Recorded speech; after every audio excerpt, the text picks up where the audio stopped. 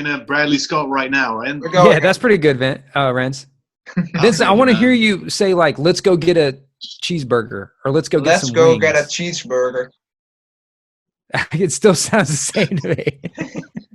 When I hear people from other countries do an American accent, I'm always like, that's amazing. You guys don't have an accent. It's like all kind of little countries in one.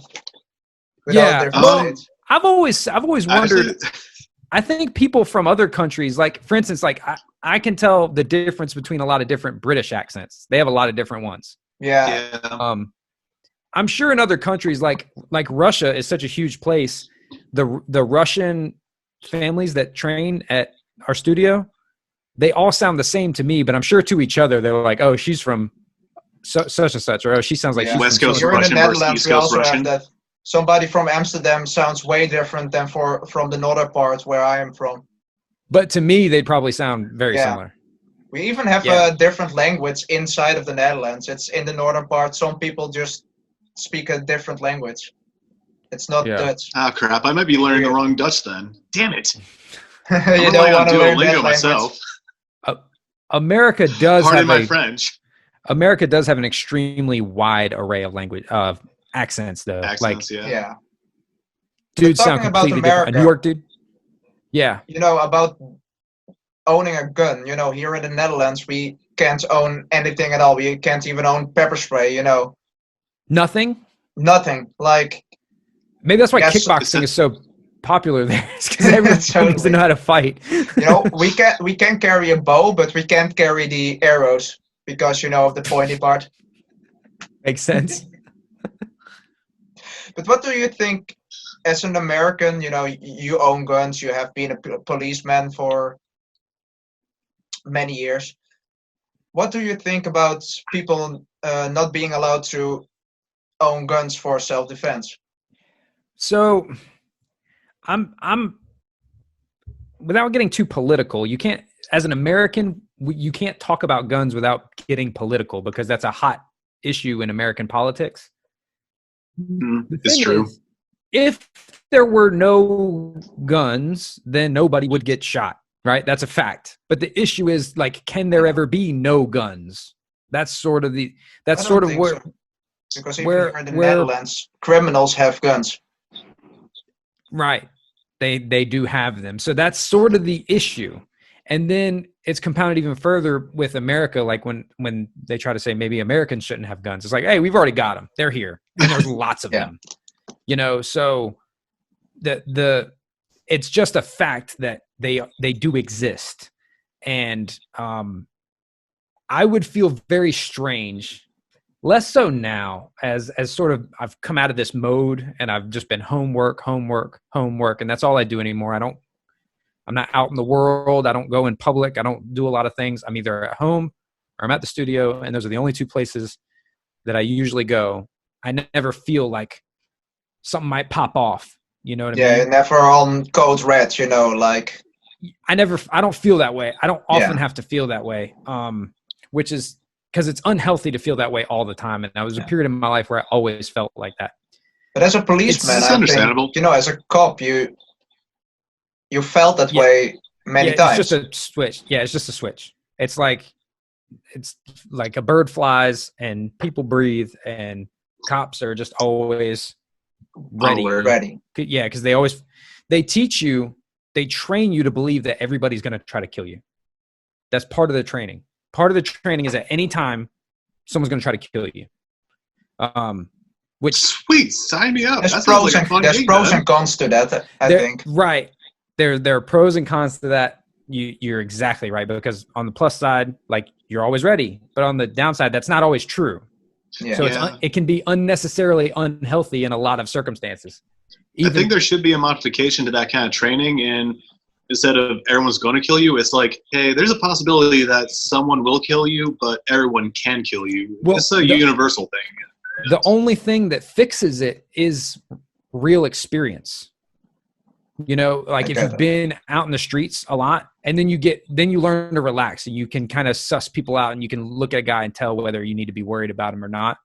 But that comes with a a lot of experience. So a guy that's just got a couple years and he's out of the academy, Yeah. he thinks But everyone's as a trying to martial kill him. artist, do you think that cops, don't get enough physical training? Absolutely. 100%. It's laughable the amount of, they don't teach him how to fight. They teach him what to do if I say, turn around and put your hands behind your back, and the guy goes, oh, okay, you got me. They teach you what to do then, right? Mm-hmm. And if a guy's trying to kill you, they teach you what to do then, right? Those two extremes. There's no way in the middle. They don't teach you how to fight. They don't teach you how to fight a dude. Bummer. Yeah, they don't teach you how to fight a dude that's just wrestling with you or just trying to get away, because most of the people that you struggle with are just trying to get away, not actually hurt you.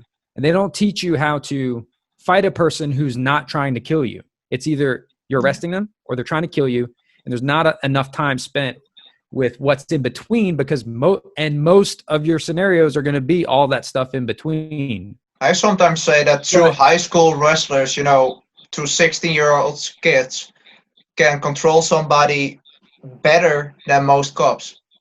Easily, just because from exposure and practice at doing it, and not losing their mind every time someone touches them. Like, after a while, you get better at it if you're holding someone down and they roll over and their foot hits you a little bit, or your ankle gets pinched underneath them, or someone touches your face. Get hurt a little bit.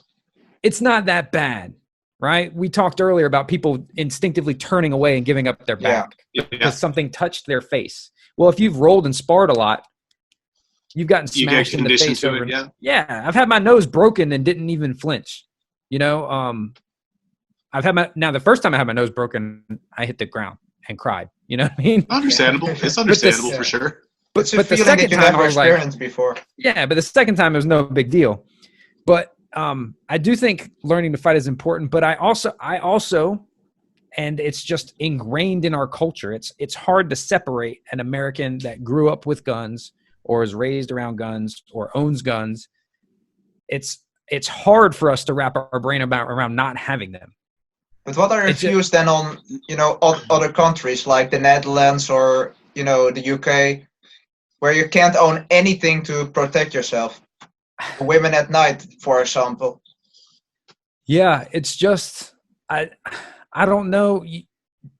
The argument is, would you trade some freedom for safety, or trade your safety for freedom? That's a good question.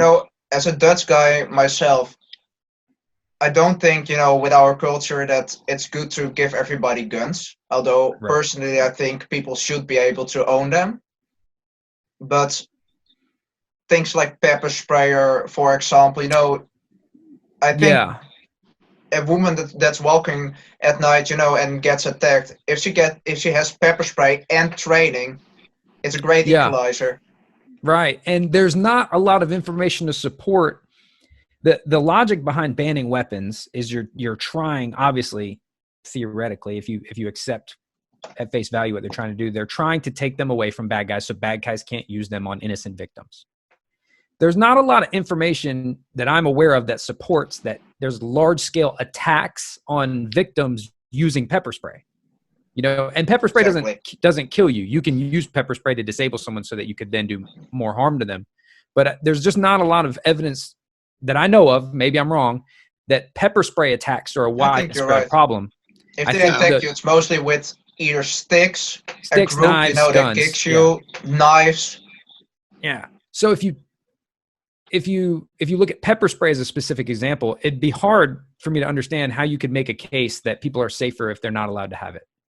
Because if we go by the numbers, the defensive uses of it far outweigh the offensive uses of it. Yeah. Where it gets sticky is guns, knives, lethal weapons, right? Because if someone's trying to kill me, I definitely would wish that I had a gun, right? 100%. But if you told me, hey, if we enact this law, it's less likely that would happen to you. Just statistically, you are statistically safer with these laws than without them.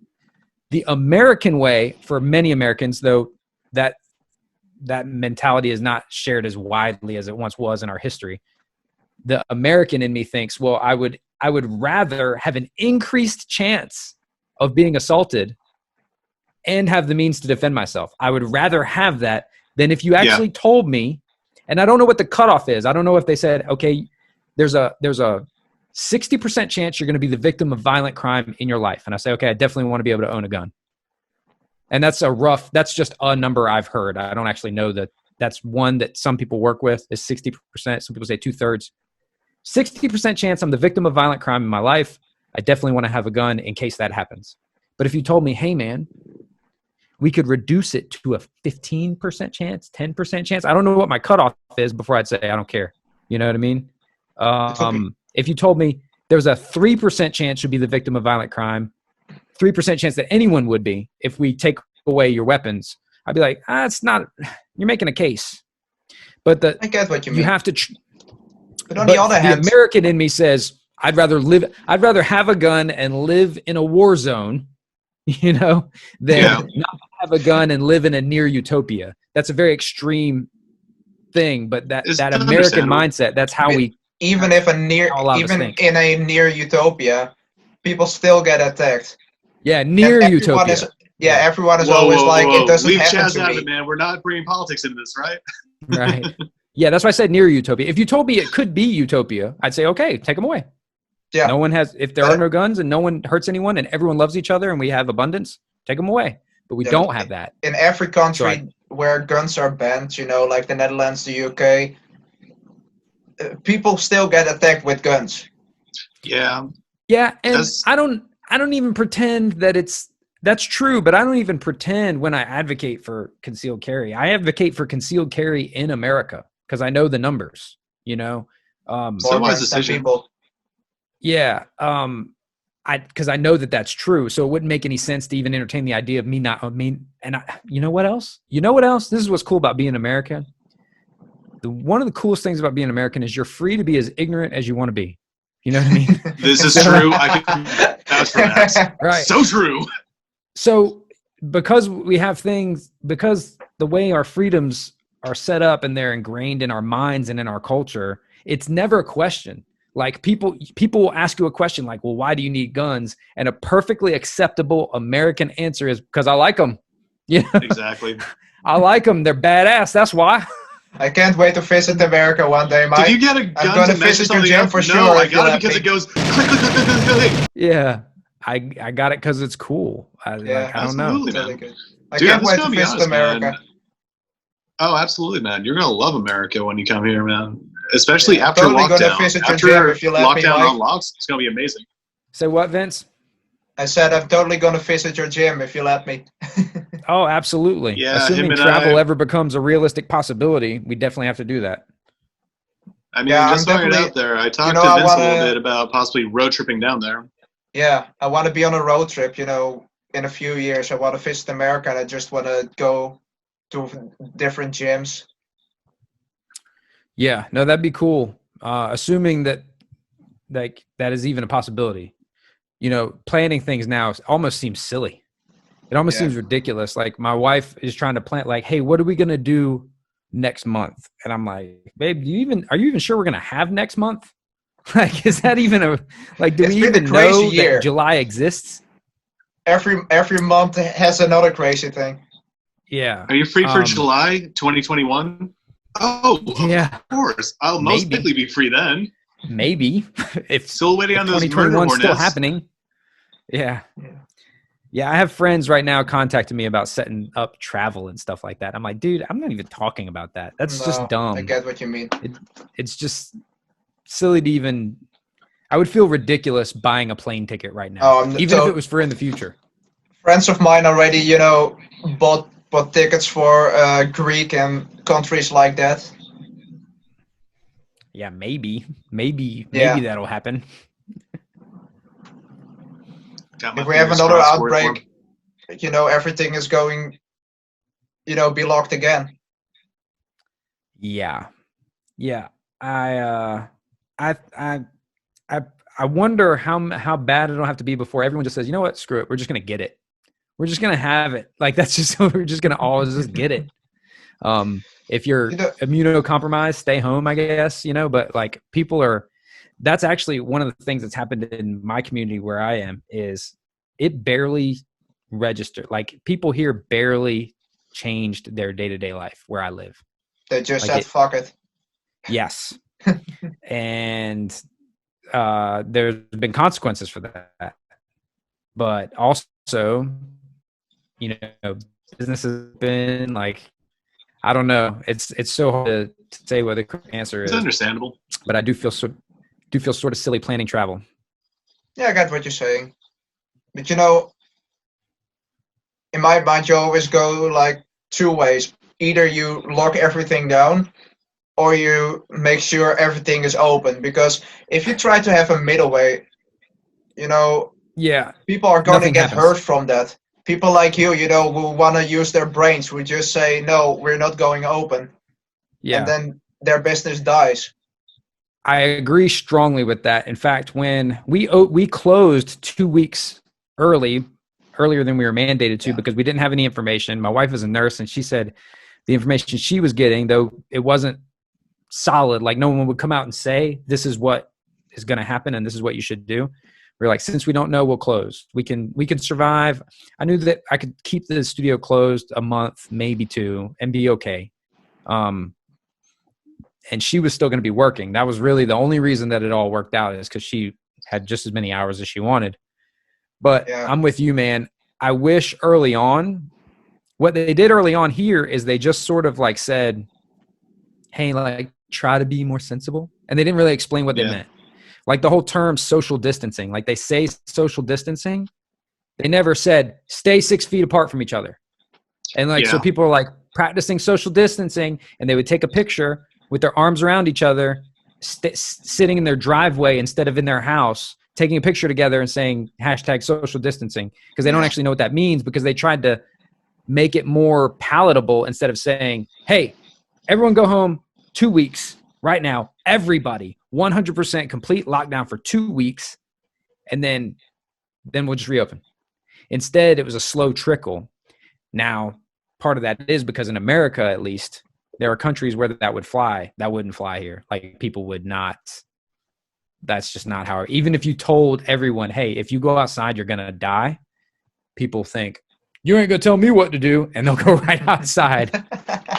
I dare them. I double dare them. Especially where I'm at in the South. In fact, the county I live in. Especially the martial artist. Yeah. Oh, man. I knew guys that trained nonstop. They kept their gyms open against the rule. They were rolling. They were sparring. They were clinching. They're just training with everybody. They were traveling to other gyms to train and spar before we even knew anything. And it was crazy. And, so people are stubborn.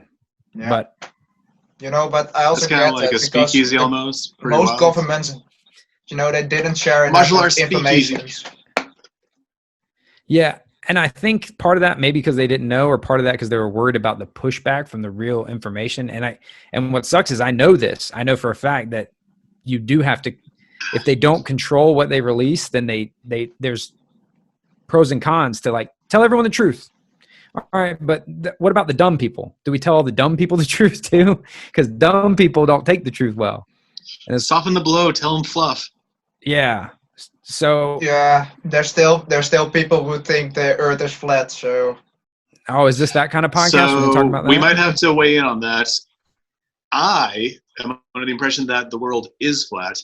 Vincent believes the world is not flat. Renz, you think I can't even keep a straight face for that?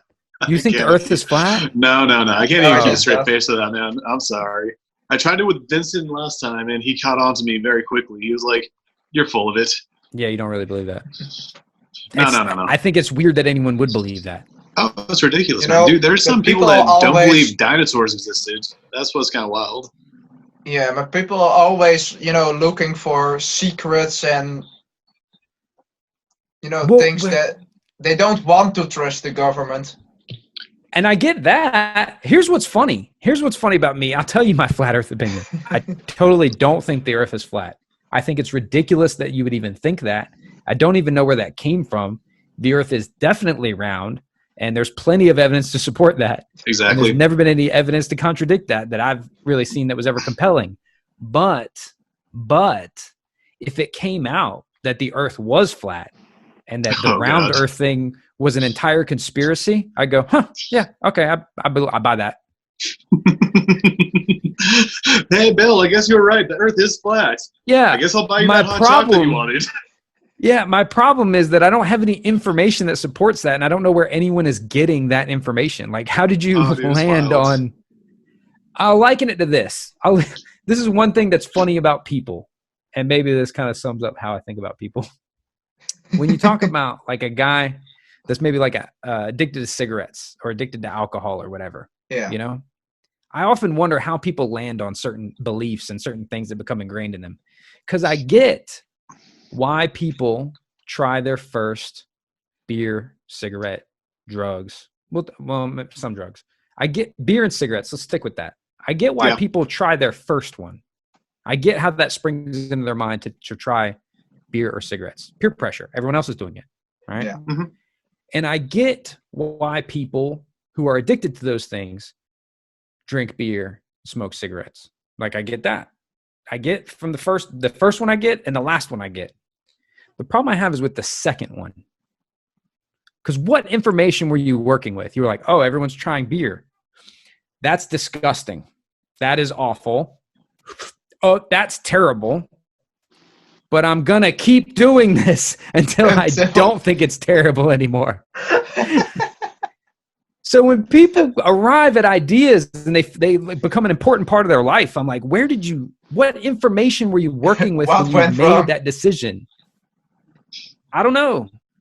How do you become a flat earther? Where do you get because Eddie Bravo said, look into it. And you're like, I'm going to look into it. I don't know what to tell you, Mike. I've looked into it 12 times. Yeah.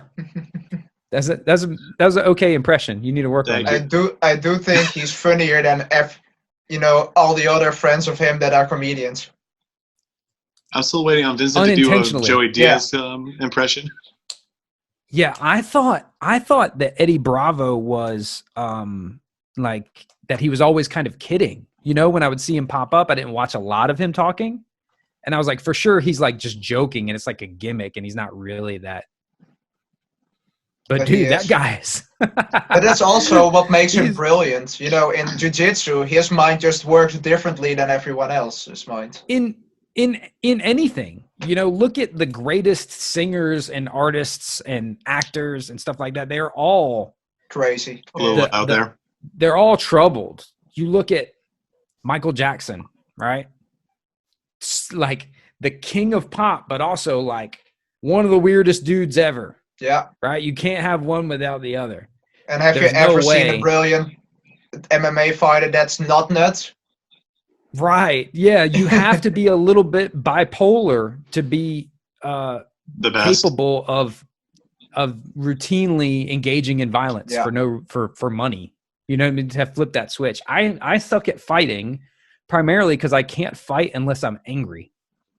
I'm not good at fighting unless I'm street beef. What's that? I mean, did you have to become angry or did you just, cancel out all emotions? Because I mostly do the latter, when I in competition. Yeah, so I try to as well. But now those also, Vincent, those I was fighting mostly. I mean, I wasn't fighting skilled martial artists. You know what I mean? I was fighting people who were bigger than me, but they were not skilled. So I was able to. I didn't need it when I spar with someone who is. The couple of sanctioned fights I've had where the person was like skilled and trained and on my level, I didn't do very well, partially because of the nerves. And then like playing it back, like I didn't do anything that I know to do. Yeah. But then the times where I've been angry, that's like I always say that's like my final form. Like I can't reach my final form until I'm angry. The guys who can fight at high levels and they're not angry, like they're going to work, that's their job, there has to be a piece of their brain that's different. Yeah, that's different indeed. Yeah. But what would you say against, the people that train at your gym, if they want, to compete, How do you teach them to deal with those nerves? Because we all had them. I'm at a funny point in my coaching and instruction career right now. I've only ever worked with total beginners or higher level guys. I haven't actually carried anyone from one end to the other. Just that's not where it's ended up. And the reason that is because I have people beginning with me, right? And I've taken them to kickboxing competitions and stuff like that. And we've worked on nerves. One of the things I tell them, one of the things that you have to do with nerves and someone else is just recognize that they're going to be like, you got to get them to recognize they're going to be there, and you got to recognize they're going to be there. So you can't get frustrated when they're not delivering. When you're yelling something and they're not doing it, you can't get frustrated. Like, cause I've been in there. I've heard my coach yelling the right thing for me to do and just not been willing to do it. And I've also had a instructor yelling for me to do something, and I start doing that thing and it feels wrong and it feels like sucky and I feel like it's not going to work, and it starts working immediately if I just do what he's saying to do. But that's weird indeed. When I had a BJJ match, a few months ago before the corona, I set up a triangle choke from my back and I beat the guy with it. But my trainer yelled, pull down the head and turn, get an angle. But in my head, I was like, I need to keep bringing his pressure. Why would I, go for that angle? But once I did it, he almost stepped immediately.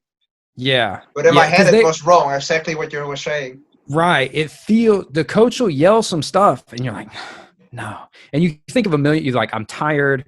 I'm nervous. It won't work. I'm hurt. I'm scared he's going to get me or hit me if I do that. Or the funniest one to me is when the person is scared that their opponent heard you. Oh man. like you think your opponent's listening to me yell at you what to do. First of all, y'all are amateurs. You both suck. Doesn't matter. If I say jab, just jab. He's not going to do anything about it. You know what I mean? Yeah. You're both tired. You're both nervous. You're both new.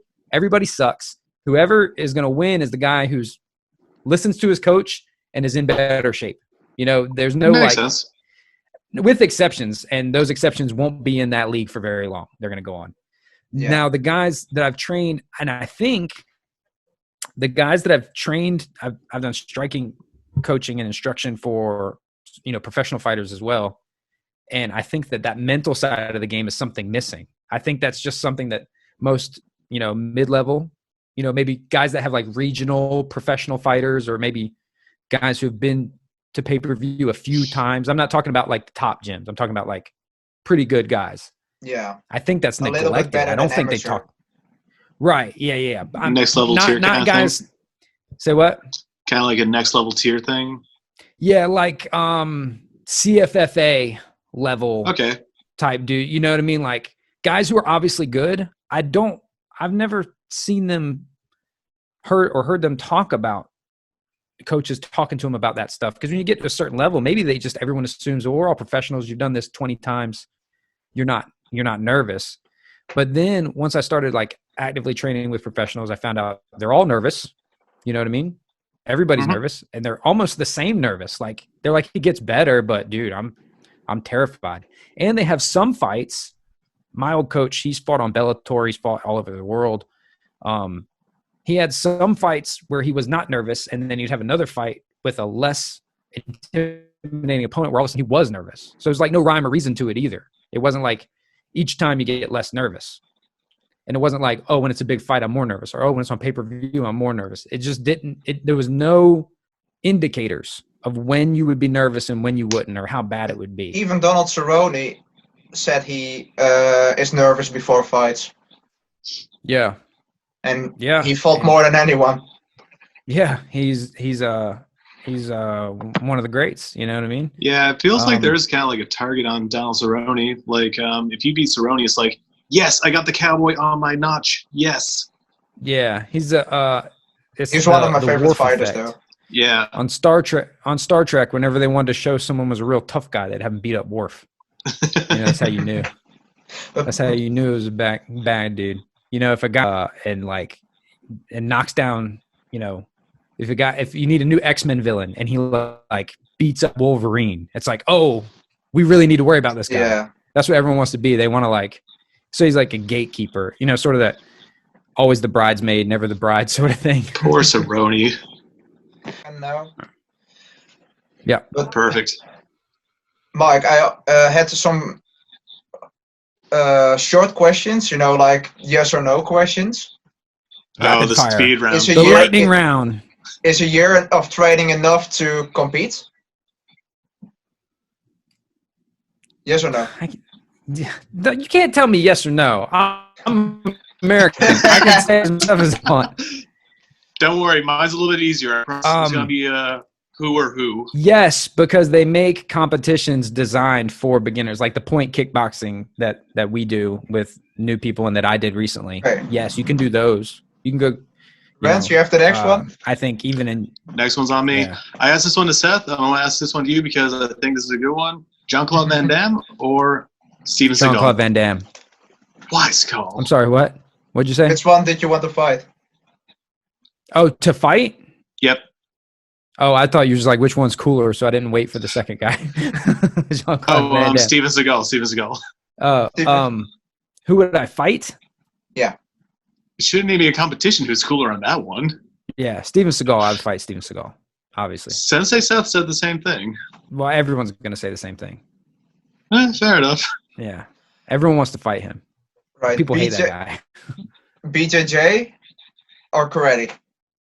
And I'm talking about the style Wonder Boy and Santos. Chance. For self-defense. BJJ. For competition. Like, BJJ or karate? I don't know. These are so hard. This is like the hardest thing to do because you ask a loaded question that it could be interpreted so many ways, and they're like, BJJ or karate? That's why for breakfast. That's why we ask him for that I'm not clickbait good at it. title. I like to talk too much. If I'm watching, you- I want to watch. If you like to talk to us, we would love to have you on again in the future. Absolutely. Oh, want I to. get it. This is like where you leave your hairbrush at my house so you can come back. I get it. Karate for competition because I think it's more entertaining. Absolutely. All right, guys. Thanks for watching, Mike. Thanks for being on the podcast. It's been a huge honor. Ransom, Thanks, yeah, buddy. I think I speak for the both of us that we are huge fans of yours. I think I'm like Absolutely. the dad of this podcast, right? Yeah, you definitely kind up there. of. You're on the You Mount inspired. You're Rushmore one of the people guys that who inspired us us. to make this. But y'all connected through like martial arts content, like other YouTube channels, my channel and other channels, right? That's how y'all Through got your hooked up with each other, through right? your community, you know, we got to know about Sensei Set and Yeah. Yep. So I'm your daddy. I'm your podcast daddy. My pod daddy. No. Yeah. Pod daddy. Yeah, that's gross. But thank you very much, man, for being on here. And I would love to Absolutely, have you man. on Greatly again if appreciated. you were up to it, up for it. Absolutely. It was fun. Thank you, you very man. much, Mike, again. It's been And a very as nice I say talk. that you've called me out on, Oh, God. you know what's coming. Yeah, go ahead. Later, taters. Later, Titus. Oh, the cringe.